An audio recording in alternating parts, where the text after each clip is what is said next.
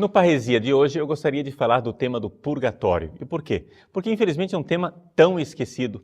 E nós, católicos, estamos nos protestantizando, ou seja, estamos deixando de lado a nossa fé católica, a fé da Igreja de Nosso Senhor Jesus Cristo.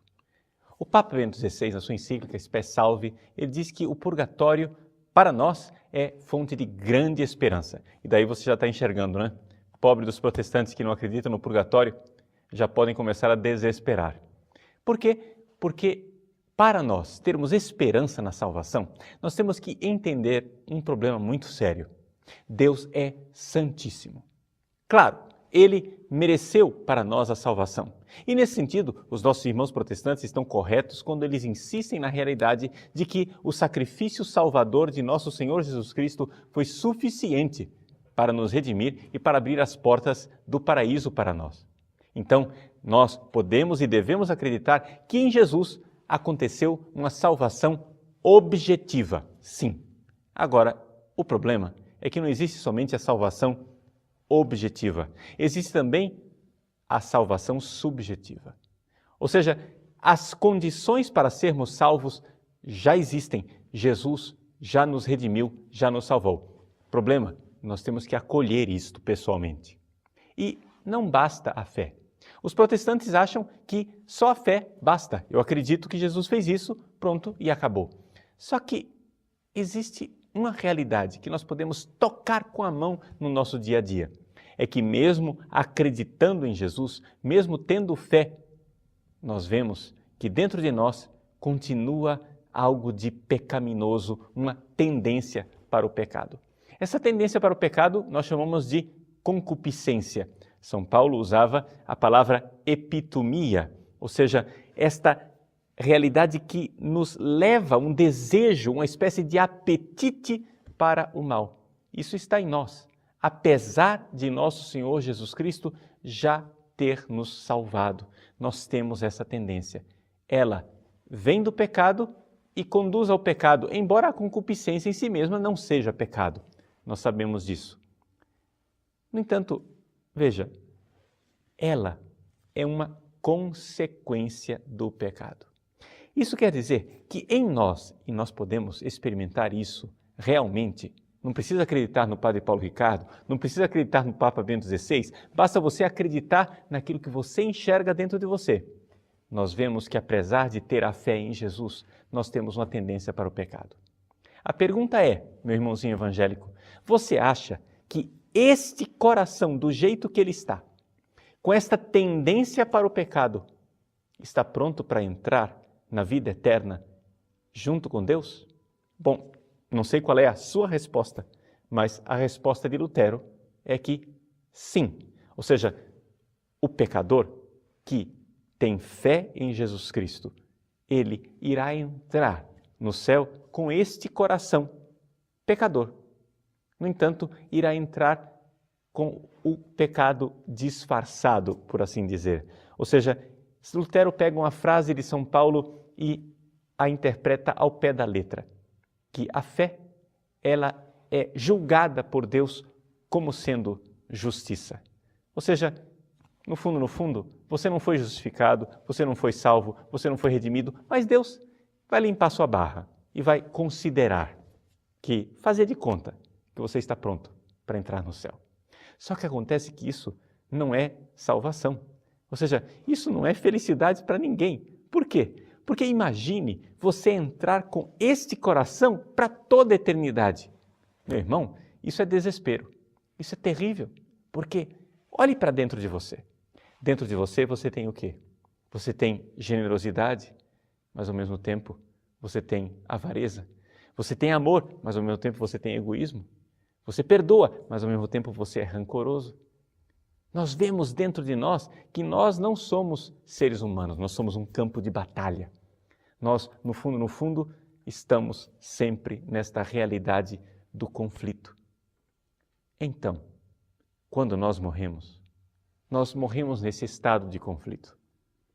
Pois bem, o Papa nos diz na sua encíclica Spes Salvi que existem pessoas muito boas, pessoas que têm um coração especialmente bondoso. Nós não temos dificuldade nenhuma de achar que essas pessoas que sofreram tanto aqui na vida e que verdadeiramente se uniram à cruz de Cristo, como os nossos santos, que são nossos heróis da fé, nós não temos dúvida nenhuma e não temos dificuldade de achar que essas pessoas, quando morrem, já vão para o céu.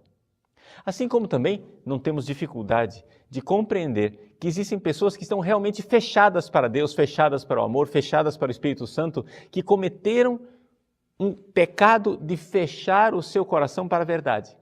E que essas pessoas, uma vez colocadas diante da verdade de Deus, irão rejeitá-lo, virar as suas costas e ir para um rumo diferente, chamado de inferno.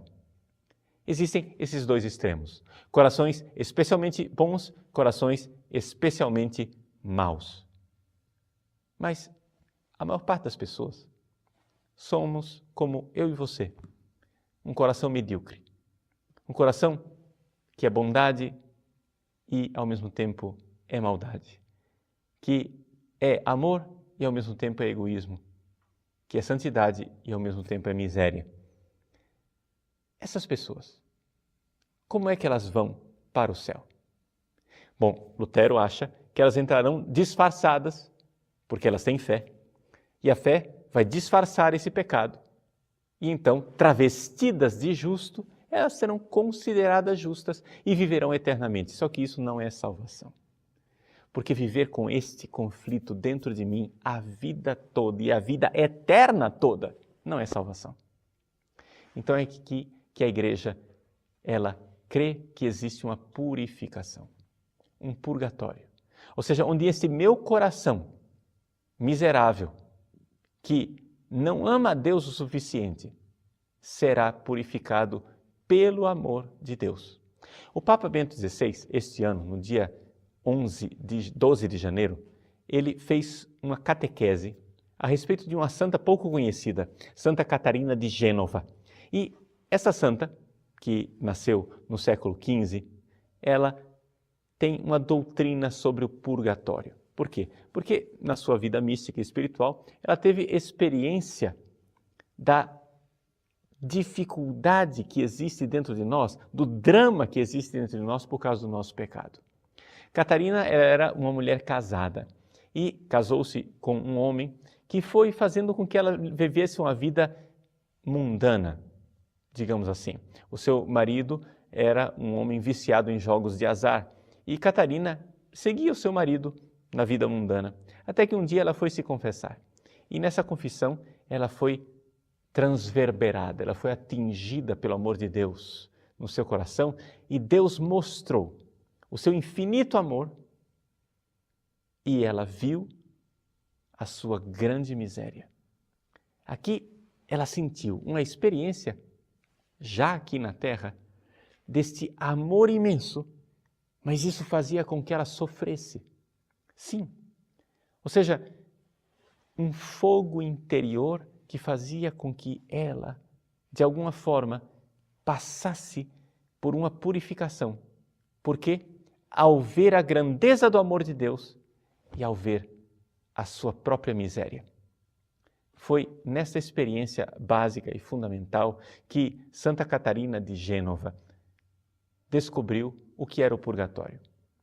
Ou seja, diferentemente dos autores da sua época que pensavam o purgatório como um lugar em que a pessoa fica lá pagando os seus pecados, Santa Catarina de Gênova compreendeu perfeitamente que o purgatório era um fogo interior, um fogo na alma que queimava, mas queimava exatamente porque aquele coração pecador não conhecia o amor de Deus e agora passou a conhecê-lo. E quando ele conhece, vê sua miséria e vê a grande misericórdia. Ou seja, quando nós nos damos conta o quanto nós fomos amados e o quanto não amamos de volta. Aqui está a experiência do purgatório. Essa experiência de ver, receber a graça de ver a nossa verdade mais profunda. Vejam, meus irmãos, a doutrina da Igreja a respeito do purgatório se baseia exatamente na verdade. entrará no céu a nossa verdade. Mas qual é a nossa verdade? Nossa verdade é de uma imensa miséria e de uma infinita misericórdia de Deus. Quando a miséria se encontra com a misericórdia, acontece aquela dor do filho pródigo. Pequei contra o céu e contra ti. Não sou digno de ser chamado teu filho. E, no entanto, Deus continua amando e fazendo festa. Esta dor de saber o quanto eu fui amado, mas o quanto, infelizmente, eu não amei de volta, chama-se purgatório. É aqui que está a essência do purgatório. A igreja, ela crê que existe um purgatório e que nós poderíamos evitar esta grande dor, esse grande fogo purificador depois da nossa morte, se já aqui na terra vivêssemos a penitência. É aí que nós entendemos então o que é a vida de ascese, a vida penitencial. A vida de ascese é uma vida em que a pessoa, através da penitência, já aqui nesse mundo, entra nesta dinâmica de enxergar a sua verdade, a verdade da sua miséria e a verdade da infinita misericórdia de Deus. A penitência não é para pagar os meus pecados. A penitência é para que eu tome posse desta miséria que eu sou e a apresente diante de Deus. Porque, como diz Santa Catarina de Gênova, chega de pecado, chega de mundo. Nós não podemos ficar nos entregando ao pecado e ao mundo desse jeito quando nós fomos tão amados por Deus. Viver uma vida de penitência aqui nesse mundo é iniciar, já agora, esse processo de purificação. Não se trata de achar que eu sou salvo pelas minhas penitências.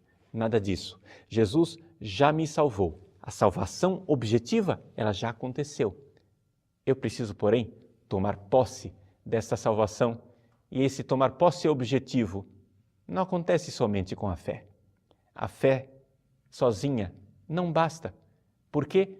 Porque a fé sozinha é uma fé morta. Para entender o relacionamento entre fé e obras, nós poderíamos tentar ajudar os nossos irmãos protestantes com uma comparação. Imagine a relação entre vida e movimento.